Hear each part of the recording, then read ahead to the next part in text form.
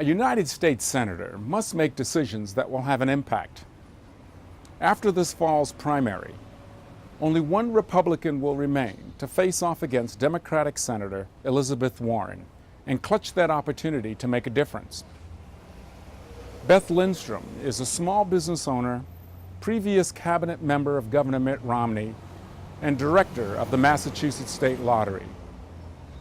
She's from a region not so close to the South Shore, but Beth hopes to connect with voters throughout the Commonwealth and differentiate herself from the competition.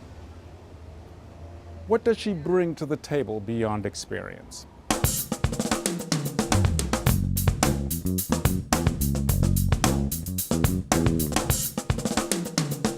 Hello, I'm Joe Collymore, and welcome to Close-Ups. My guest today is Beth Lindstrom, candidate for the United States Senate. Welcome, Beth. Thank you so much. Great to be here. It is great to see you again. Yes. I enjoyed catching your meet and greet in Rockland a few weeks ago. Talking to business owners. I am interested to know about Beth Lindstrom, the individual. Where did you grow up?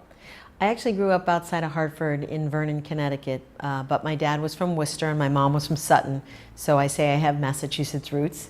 But yeah, then I went to University of Connecticut and then moved to Massachusetts shortly That's thereafter. right. In fact, speaking of which, you're a Yukon Husky. Yeah. And you got your MBA from Northeastern University. So I'm a double Husky. A double Husky, that's right. That's what I say. That's right. And then you started a small business, is that correct? Well, actually, I had a different career before I bought a small business a few years ago.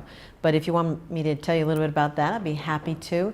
So when I moved to Massachusetts, I actually started at the Republican State Party in 1987, worked under Ray Shammy, and helped to elect Bill Weld, Paul Slucci, Joe Malone.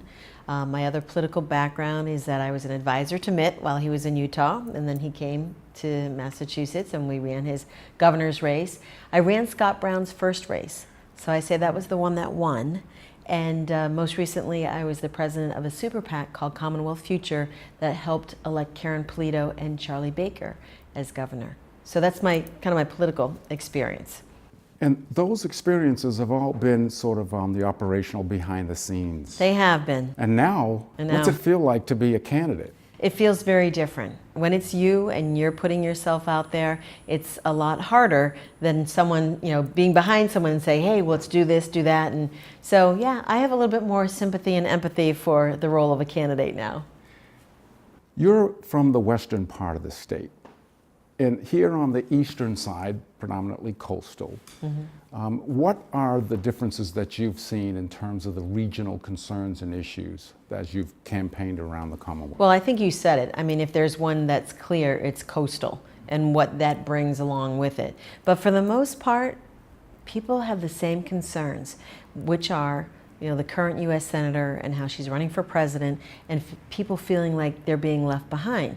Because you see instances where she says things and it puts her in conflict with the people who she should be representing. So I hear a lot about that. That's very similar. Small business owners, I hear the same concerns that they have, but enjoying the great economy that's happening right now. So those are the similarities. But I would say that what's unique about the shoreline is truly the coastal and the flooding concerns. And let's talk a little bit more about that, because when you served on Governor Romney's cabinet, you were very instrumental in reducing the insurance premiums for motorists. And we're starting to see already, of course, the rising premiums related to flood insurance. Right.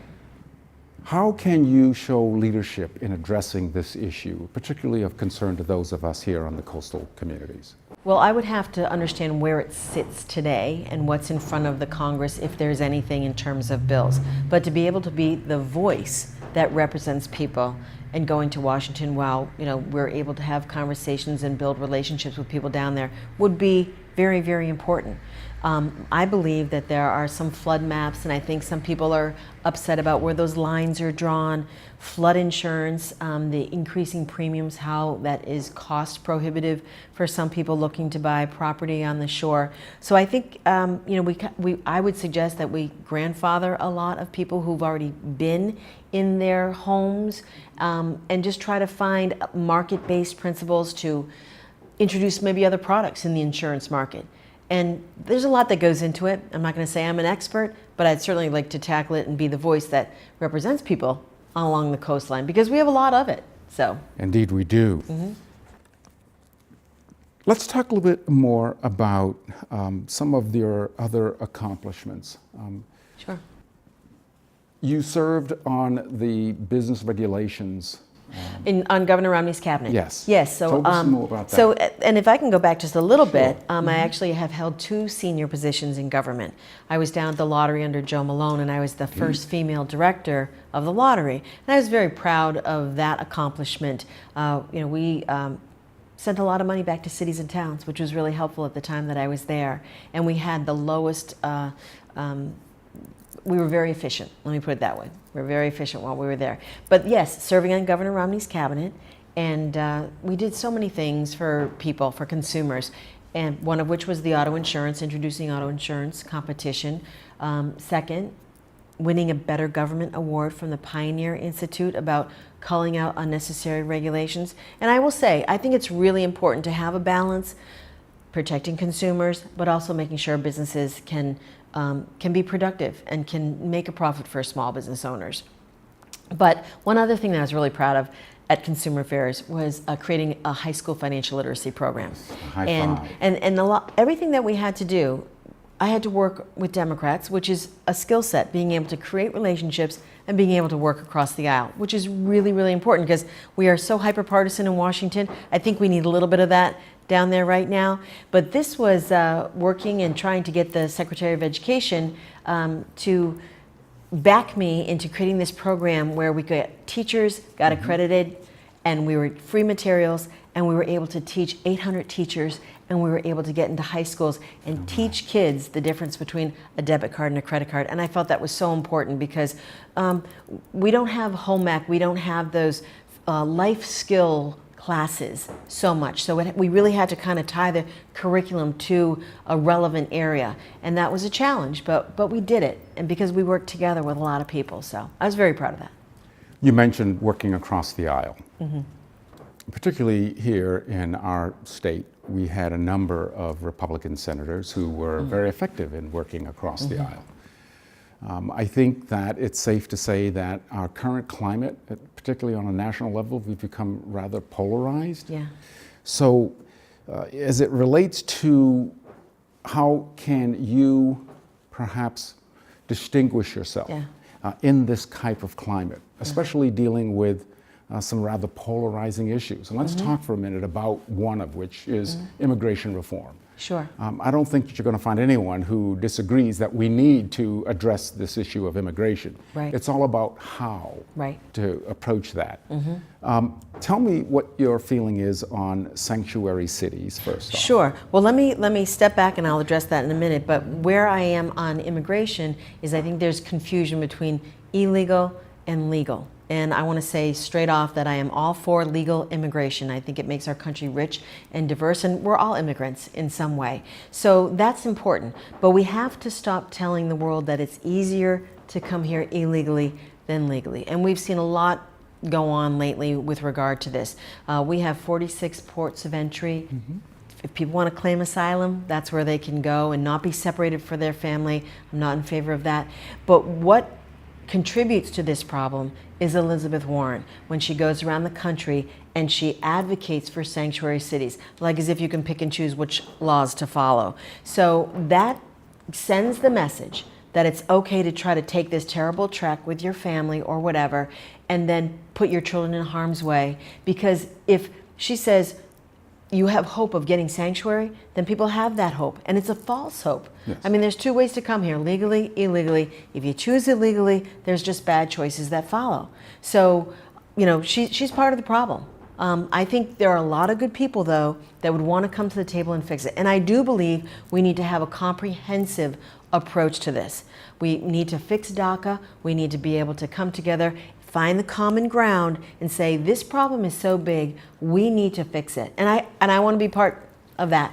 What is the message that the Trump administration is sending to the sanctuary cities? What is it intended to accomplish? And is there an alternative to threatening to withhold or outright withholding funds from those communities and cities who establish themselves as sanctuary cities? Sure. So I'm a peace through strength person, and I'm going to pivot a little bit to look at what's happening in North Korea rather than a strategic patience that we've had for 8 years. There is a little bit more backbone to the conversations. So I think when you come from a place of having some backbone, that's you can get change. I believe what the president is trying to do is make change. Now, rightly or wrongly, how is that perceived by Americans about people who are here and have been here for a long time? You know, that may be unsettling. But we are a nation of laws, and we have to follow the law. Otherwise, you know, I can't tell you how many people, when we have these conversations, say to me, Beth, so should I not pay my taxes? What other laws can I break if we don't follow the law? So there's a lot of emotion around that issue. So we do need to fix it. So I think the president is trying to come from a position of strength, but I do think that's where you have legislators that can come from a position of compromise and trying to fix it. So we do need to fix it. And we need, you know, for the DACA, these children did not come here on their own accord. We should figure out a way to give them some type of legal status. We need to fix those things. Maybe we fix chain migration. Maybe there's some tweaks. But if you're so polarizing and you're so hyper-partisan and everybody is in campaign mode, right, then you don't get to come to the table. And I'd like to make some change there, truly. I mean, sometimes people say, how can you go down to Washington? How can you affect this change? It's like, well, if you don't believe that you can, then, you know, give up. But I think, you know, even one person may be able to model behavior for other people. We see what our current U.S. Senator is modeling for behavior, and this is what people don't want, because she is trying to run for president, and she uses words that matter, and you see that from our president sometimes too. So, you know, there's probably room to look at corrections on both sides, but meantime, the people who should be served from these two offices feel very frustrated because we're not getting anywhere. You've talked about the 3 T's. Yes. So my position. Yes. So let me talk about where I am on the president, because as a U.S. Senator, I would agree with him when it's right for Massachusetts, and I would disagree when it's not. Always hold the office of the president in high regard. I mean, it's the office. Respect that office. But I don't work for the president. I work for the people of Massachusetts. And I do agree on policy with the president on what he's trying to do. I just mentioned North Korea, tax reform. But where I disagree are the 3 T's, and that's the tone, temperament, and Twitter. And I think we could do better. Have you shared that advice with him yet? I have not talked to him, nor have I met him. Okay. So hopefully you'll have that opportunity at some point. I hope so too. If we could spend a little bit more time talking about some of the other issues, let's talk about health care for a moment. We obviously are still, as a nation, growing, grappling, evolving with the challenge of the rising healthcare costs. What do you see as a long-term, long-range view that would perhaps replace or amend Obamacare? Sure, and I think we have to look at Massachusetts. I sat on Governor Romney's cabinet when we created RomneyCare, and that was using free market principles, and that was different than the Affordable Care Act, even though a lot of people say it was the precursor. But it was based on free market principles and some different tweaks and differences. We have a governor, though, who's a pretty good expert on health care, being a former executive. I would love to partner with him and figure out what we need to do to stabilize it, to make some tweaks, to be able to make sure that everybody continues to have the opportunity to have access to health care. We have almost 97% of the people covered here in Massachusetts. Now, I'm a small business owner, so I just got my bill for the EMAC, which is the Employee Medical Assistance Contribution. I have 2 small employees, not 2 small employees, but less employees that I don't have to offer. I couldn't. My business model doesn't afford it. But I need now to pay this quarterly fee. So if we want everyone to have access to health insurance, we have to walk that walk. So that's tough for me. But you look at the greater good for that. That's what I'm willing to do. I don't have a choice, but I mean, that's what we have to do as the Commonwealth. I believe other states can model us as, take what we're doing well and try to put those into their states. Because I believe, states' rights is kind of where you should start. Mm-hmm. So I worry that if people want to overturn Obamacare, that we would lose our federal funding. We have $400 million that help people who need that money to get health care. And I wouldn't want to take that away from anybody. So where I'm trying to go back is, there's a lot here. It's complicated, but we have an expert governor. Love to work with him. Stabilize it, fix it. There are some things, I'm on the a la carte menu. Can you maybe pick some things that you need or you don't need? Can we have more transparency of costs? Can we have the associated health plan? So me as a small business, if I could group with other people, is there a way to offer something? So, let's think strategically. Let's think about it, and maybe there's something that we can do. But I think the big point is going to socialized medicine, single payer, to me is not the route that we want to go, which is what Elizabeth Warren advocates. Healthcare is such a big part of our industry here in Massachusetts. I mean, when Obama said, you can keep your doctor, well, no one would keep their doctor under socialized medicine. And the biggest thing that would scare me is that we would lose the disruptive innovation to create new products, new drugs that would come to market. You're seeing the European Union now move their research and development to the United States, because when government runs things, it takes away the incentive. And so if we're 2 years away from an Alzheimer's medication because some company has that ability to innovate, then I wouldn't want to see that go away. So I think those are the important things, the real, when the rubber hits the road, where I wouldn't want to see, because those could be life-saving opportunities for people. You're one of 3 top GOP contenders for the United States Senate here in Massachusetts.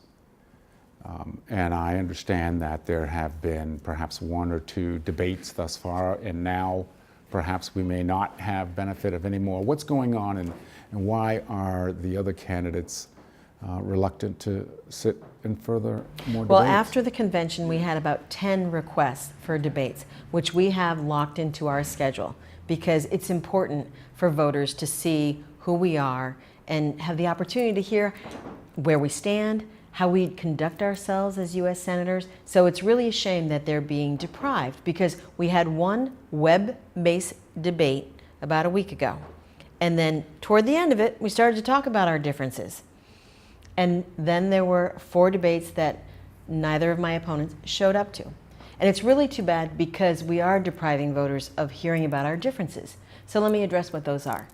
For Jeff Deal, he's a career politician. He's run for 3 seats in the last 3 years. That's a definition of someone who, is in it for looking for the next rung on the political ladder. But also, he reeled against a pay raise. And then when no one was looking, he took it. He should give the money back. So Kingston's problem is he stepped out of the party. He went to fund a third-party candidate when his presidential nominee didn't win. And now he's trying to come back as a pro-Trump candidate, which doesn't give him credibility. Plus he said, Trump couldn't run a PTA. So he doesn't have the credibility there. So when these things started to come out in the end of the debate, now they're not showing up, because they need to be accountable for what they've done, what they voted on, what their statements are, and for voters to see the contrast. I mean, I will compare my background as being competent and someone who has different perspective, because when you're a politician, insider like Jeff Deal, your perspective is different. I'm a mom, small business owner. I've had the opportunity to be involved in 4 startup companies. I know what it's like to try to go get capital to create a better mousetrap. These are real differences than Jeff Deal. John Kingston, like I said, is not credible, spending a lot of his own money. He's told many people he's going to buy the race. And, I don't think just because you have money, you should say, I want to be a U.S. Senator and let me just buy the race. I'm out there talking to people all over, every day. As I said, I think before we started this, 16 stops today at different local businesses and meeting different people. That's what matters. Because when you're a U.S. Senator, that's what you're in it for. To meet people, solve problems, and try to be their voice in Washington. So big differences. That's why they're not showing up. If you win the Republican primary in September and thus have the opportunity to face off against incumbent Elizabeth Warren, will you challenge her to a debate? And would this represent, perhaps in the history of the Commonwealth, the first time that we would have two female competing for the office of the United States Senator? Absolutely. But let me circle back, because by my two opponents right now not debating, it actually sends the message to Elizabeth Warren that she doesn't have to debate who's ever in the general. So that's unfortunate. But absolutely. I mean, there are stark contrasts between myself and the current U.S. Senator. From being a small business owner, from being an entrepreneur, just where we stand, I believe the best social program is a job. Government doesn't create jobs, people do. And when you create jobs, you create dignity. And when you create jobs, you actually create taxpayers. And you use that money to help those that can't help themselves. So I come at it just a very different way. I think we can have compassion over a lot of things and take care of people, but it doesn't mean that if you're successful, you should be demeaned in any way, because, we are a community, we are a state. A lot of people help other people out. And so for me, it's about incentive and about effort. And I think that is the American dream. Not somebody who's going to demand how things should run. Who or what were some of the influencers that have shaped your view on the policies and the issues that we're dealing with today? Well, it's an interesting question, because I have been around some of the politics for a long time. I remember sitting, listening to Ray Shammy, who never finished high school and created this company that created a valve for the heart. And he talked about capitalism and competition and how that brings out the best, and consumers actually benefit from that. So there's one person sitting on Governor Romney's cabinet, where as a working mother with 3 young children, he said, we'll make mistakes, but there are mistakes. So for me, that let me have risk. I let my managers manage from their level, and people, bring up ideas at their level, because they're the closest to the problems. So to me, that was always inspiring, because we're all not perfect, but you want to be able to do your best, and to always, if you're scolded every time you made a mistake, that how that feels. That doesn't feel so good. And Charlie Baker, where he has such a high approval rating. I've known him for a long time, but he's kind of the no drama governor. He sees the benefit of working with all different people and being able to just be an executive to solve the problem. So to me, there's, different people, along the way. And Scott Brown, let me mention Scott, who's been a friend for a long time. And he was at the White House 3 times under the Obama administration, getting bills signed. Because that's the bottom line, to be able to create the relationships to get things done. You haven't seen Elizabeth Warren over the White House at all. So whoever is the president, you have to have a seat at the table. If you're so hyper-partisan, that's never going to happen. So I offer something different.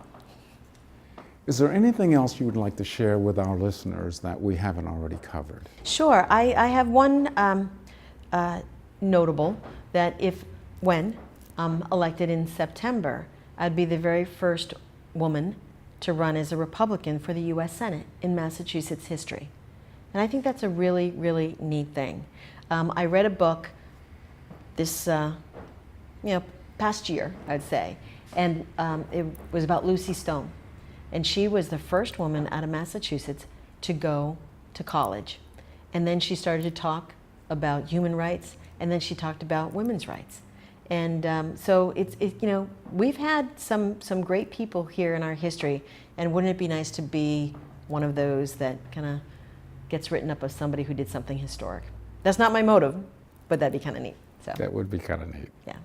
Beth, we talked about a lot of notable politicians, some of whom have been in office for quite a long period of time. Tell me what your thoughts, your feeling and philosophy is about career politicians in general and term limits in particular. Sure, and I think that we've had some great people representing Massachusetts, and the theory is that they can bring home the bacon because they've been around so long. And there might be some, relevance to that. But in this political environment, I think people are hungry for change because they see things not working. So for term limits, I'm an advocate for term limits. 2 terms at most, go down, do your business, come back. It's kind of like what our founders' vision of a citizens' legislature was when they first started this. So for me, it's always good to have a new set of eyes on a problem, a perspective. So I do think there's a balance of being able to be in, but not being so long that you forget where you came from and the people that you should represent and what your motive is to go to Washington or to serve in any office. So for me, I've got 3 boys. They're early 20s, one's 19. So I'd like to see grandchildren sometime, and I'd like to enjoy that as part, because I think that that's what makes your life rich and full. So at this point in my life, to be able to go down and serve people in Massachusetts would be an honor. I'd be humbled by the opportunity. But I do think, you look at Washington right now and you see people who are now retiring, and they're so free of their thought right now. They're saying things that, did you ever watch the movie Lincoln? Oh gosh, yes. Yeah, good movie. Great and movie. You saw the Congress that would shout at each other and bicker. I'm not saying that we need to do that. We do some, but I think the point is that people were saying, what they were feeling, and there was the back and forth. Civil is important, but also, to be able to go down, do your business, and go back and, be a part of your community again. So I think it's important. This is your first run for public office. It is. But why the U.S. Senate? Why not state representative, state senator? Why did you decide to go for the United States Senate? Because I've been around the politics. I've been a citizen activist for so long. I have a record of accomplishments. And when I would see Elizabeth Warren on the TV, this was the fire in the belly over this one, because I just disagree on so much. I think that we need to give voters a choice. And what happens is that we're all human. We all, we are.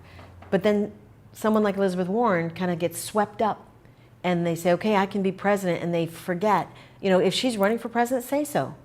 But don't try to, tell people you're not, that you're running for the U.S. Senate. So I think in this instance, people need a choice. They need to see someone who's reasonable and rational, and who they could get behind, who they could believe in, and I step forward on this one. So here I am. Beth, I want to thank you for taking the time with me today. My pleasure. And I'm going to make one final request. Sure. Would you promise to come back and visit with us again? Absolutely. We enjoyed having you. Absolutely. Thank you so much. And I thank you appreciate as it. well. Okay. Well, that concludes our episode of Close-Ups. Stay tuned for our next candidate.